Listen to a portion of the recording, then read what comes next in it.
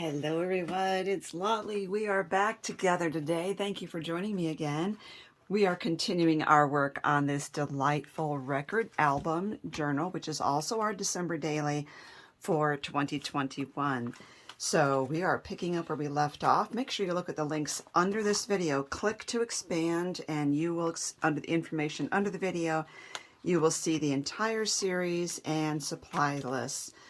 Okay, I'm going to close this up, and this is where we left off, was at the back of this one, so we are ready for day 14. I'm doing this one really simple. This is a strip left over from having cut off some of the cards that were on the side. So you know this kit is still available in my shop, so please head over there and grab one of them. Now you will notice that this has like the branding strip kind of area on the pad. I'm not worried about that. I will cover that up, and I'm making a pocket. So what we're going to do is we're going to cover that up with our number.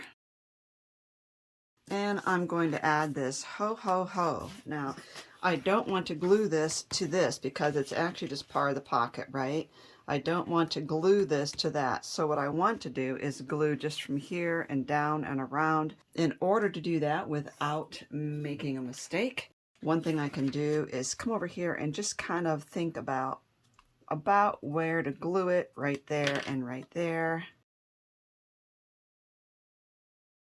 And now I've got my nail there, so I know how far in I can go. So that is secured. And now for this, I'm going to just do it like this, so I'm not actually gluing that shut. And now you know we need to punch those holes open again. You can see the holes, but I've shut them. So let's pull our record album out just a little bit. You know, I took a vacation this month, and just as I said, every thrift store I went to had those 2-hole punches. So how quick is that? We have day 15 with very little work, and see, we've got this great pocket right there, and it's done. So how quick is that? So for this one, I'm kind of happy about. Kind of excited about this. I was thinking about those old CD sleeves, and I know we're working on record albums, but I kind of like the idea of making one to look like a CD sleeve too. So this is just some of the higher quality printer paper, and you could do this out of cardstock. So if you really want that for stability, you can do that. But what I'm going to do is I have a 6-inch square, and I have a 6x8 one. Now I'm going to score this very lightly because, like I said, this is very thin paper compared to cardstock. I'm lightly going to score that at 6. I'm not pushing really. It's mostly to see where to fold that. Now I have that, and I know where that fold is. There we go. Because I think this is the texture or the quality of the paper I'm looking for. So what we want to do though is put a hole here, and this is the size. It's about 3 7/8 inches. So I did make you another template. So I've got all the templates for this project. So this is the template here. I've started adding this, which is a 1-inch box, so that when you print this, make sure you select print actual size. You have to change your printer setting. As soon as you hit print, there's more settings there that pop up on your screen. Choose actual size because the default is print fit to page. And this will, you can just take your ruler, and if you print the right way, it'll be exactly 1 inch. Okay, so then you can put that on there and trace that. Now here's the trick. If you put it right in the center of the paper, don't forget we're going to punch holes on this side, which means that the music record really can't go in all the way. So I'm going to off-center it when I cut my hole. So this is just a little bit to the right there. And this is the side I want that on, because if I put the hole here, then when I bring the flap over, it's going to cover that hole. The other thing you need is something for your window. And I have, let's see, this is about 5 1/8, or yeah, it's about 5 1/8 inch square. I just don't want it going all the way to the edges. I want to be able to glue the sides here, but I do want it to go up. I'm going to bring it up to the fold. So what we can do is take our tape runner, and I'm just going to go around here. It is important that you don't get any tape runners sticking out in the middle, because it is very hard to get that off of your acetate. So now for the acetate, I'm going to go around the edges here. It's okay if I go off, but you want to make sure you don't get any of this tape anywhere other than where you want it, because on this acetate, it does not rub off. The excess doesn't. So now I have that, and I'm going to put it all the way up against that edge there for a reason. And that is that when I'm putting my album in and out, it'll just make it so much easier. Now that I have that, I can glue the extra. I'm going to glue around the edges. And the other thing I want to say is, because I moved the acetate all the way up to the top of the flap, I have this area right here. I'm going to cover the whole thing. That's just for extra stability. It'll still give my record room to slide in the sleeve. But what that did was it gives me a little extra reinforcement right where the holes go. Now this gives us about the consistency of a CD sleeve. I do want to round my corners. I'm going to use the 1/2 inch here. Now you could magnetize this shut, you could Velcro it shut, but I'm not sure at this point if I want to do that. I do want to get those holes in here, so you can see we are off-centered to the one side there. Punch those holes. Now, we have been working with cardstock all along, and so these holes are going to be a little more flimsy, so I do want to add eyelets or hole reinforcer. So I'm just going to use a regular circular hole reinforcer, and these are part of the Elizabeth Craft Designs hole reinforcement pack. This is hole reinforcement set 1, and it is cheaper than hole reinforcement set 2. So I'm going to pull that off of there. Make sure there's nothing else I want better. And I'm going to do the holes in red. Now I am going to put double-sided tape on the back of this paper before I do the holes, and that'll just turn them into stickers. And then I'm going to die cut that and be right back. We need to get the center punched out too. But you know, that center part is actually a little sticker as well now.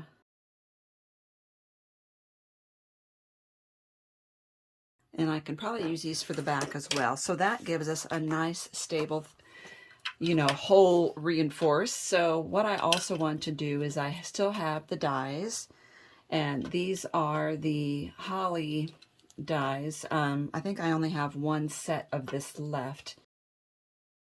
I'm just going to add a little pop of color, plus this is day 16. So I'm going to get a 16 on here, and I think since I have the red going on, let's see, I might use a white. Just use the white. Let's see how I like that. I realize it just kind of fades in there, but here's what I can do. I'll put it here and then add all of the holly under and around it.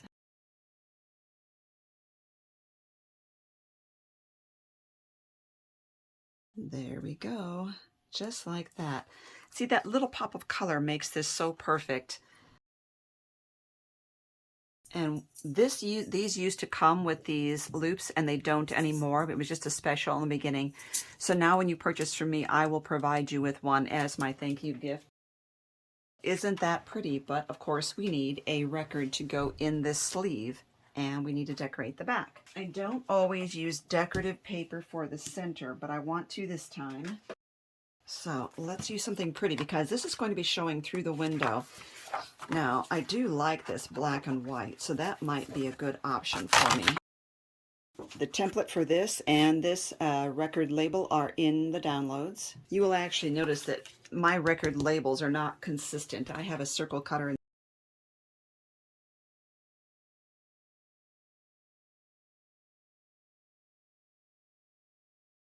Now, I did have a comment from someone saying that they hadn't started theirs because they couldn't imagine how these records could be used for the actual journaling or as a journaling spot.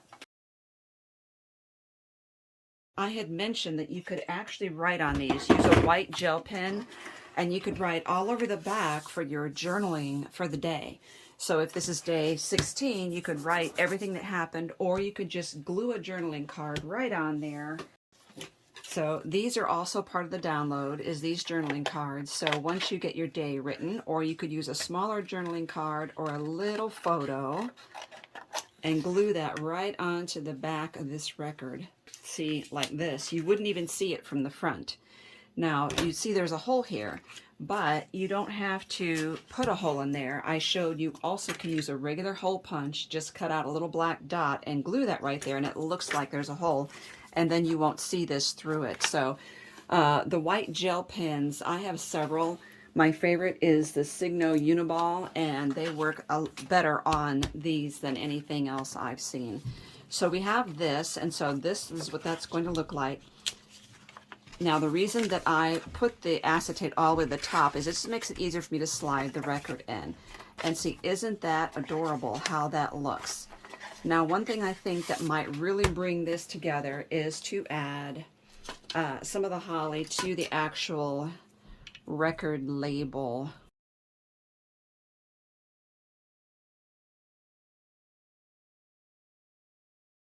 There we go. Oh, that's so precious. Okay. And now we have our record right there. Isn't that pretty? Okay, so now it's day 16. We did 15 and 16. Let's do this. This will be the back, and then this will be day 17. So what I have here, it's about 2-inch flat. So I want to mat this with 1 3/4 by 5 3/4 cardstock. I could use my favorite, which is these plaids. I'm going to do that. Okay, let's look and see how I like that. And I need to round these 2 corners. And that will be a nice mat for that flap. And then I need something here. Now I just cut this 5 3/4 square, and it just fits inside there. So we do have the white border, and I think I'm going to like that. And now you'll notice that this cardstock will also help to reinforce this hole. And I probably should have affixed this before putting that on there because it's going to cut through there. I might interfere with my holes if I don't get it lined up right. So if this goes down there, oh, that is so pretty. I just love that look. Isn't that pretty? Now would be the time if you're thinking about doing a magnet. You could affix the magnet here or under this paper here, and you could affix a magnet right under there. And I think I just might do that. I would have done it between these 2 layers of paper if I'd thought of it, but I didn't. So now I'm going to do it and put that under here. So let's hold this together. There we go, so it doesn't slide around on us. Always use those. Is it N52 magnets? They are very strong and you can get thin ones. Okay, so we have some from Tonic. You can also just do 1 magnet on one side and a thin piece of metal on the other instead of doing 2 magnets if you want. So I get them to stick together. And then I like to take a Sharpie and mark so I don't lose my place, which are the outsides or opposites. And then I'm going to take a little piece of red line tape to get that adhered. And a little piece of red line tape on the outside. Okay, now separate the magnets. And I'm just going to kind of eyeball where this goes.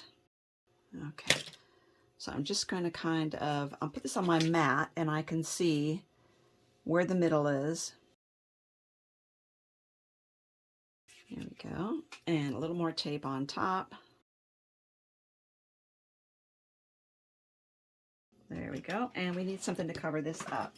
So how about this Noel? This says Noel, Noel, but we can cut that apart. and use just one Noel.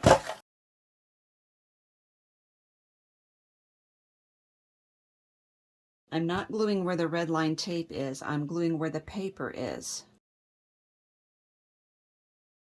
Okay, so that is secured. Now I need to get the other one under here.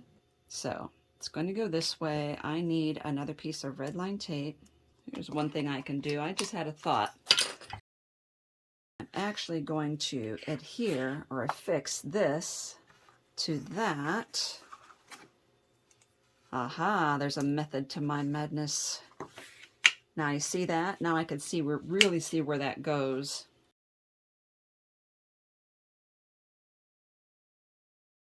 And it just wants to fall right in place there. Take this off and glue.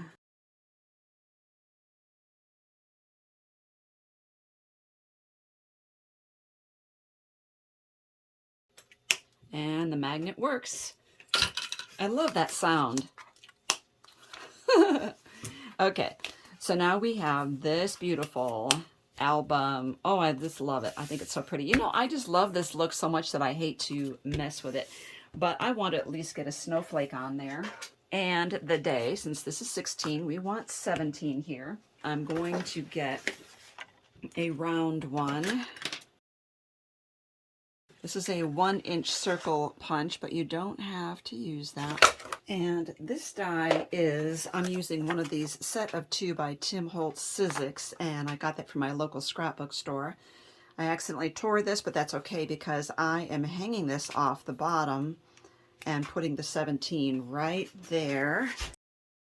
I don't want to have to glue all of this, so let's take a look. That gives me an idea of how much to glue.